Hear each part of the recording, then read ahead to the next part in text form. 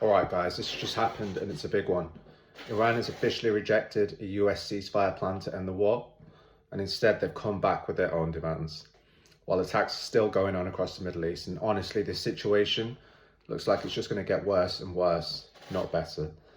And so here's what's actually going on.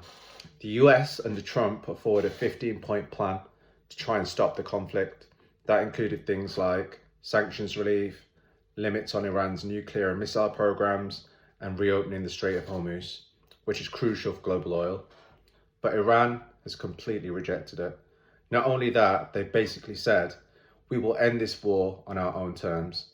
And instead of accepting the proposal, they've come back with their own counteroffer, including things like reparations and full control over key strategic areas, including the Strait of Hormuz. So what's happening? While all this is happening, the actual conflict is still escalating.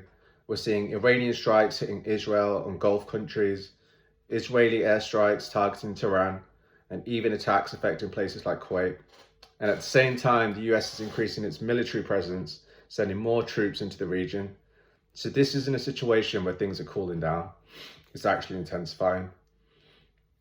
This is where it gets serious, because this isn't just about one rejected deal.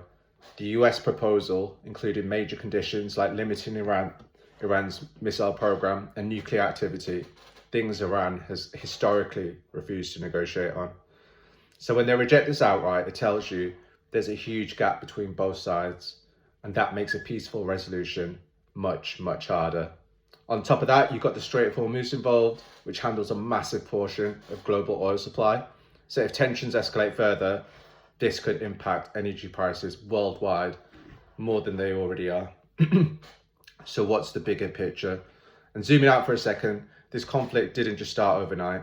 This has been building up for months, with strikes, retaliation, increasing military pressure from both sides. Now we're at a point where thousands have already been killed, multiple countries are involved, and global markets are reacting. And despite talks happening behind the scenes, there's still a huge amount of mistrust between both sides. So right now, this isn't a situation where we're seeing a clear path to peace. If anything, this rejection suggests the conflict could drag on longer or even escalate further. And this is definitely one to watch with close eyes over the next few days. I'll keep breaking these updates down as they come in, because things are moving fast right now.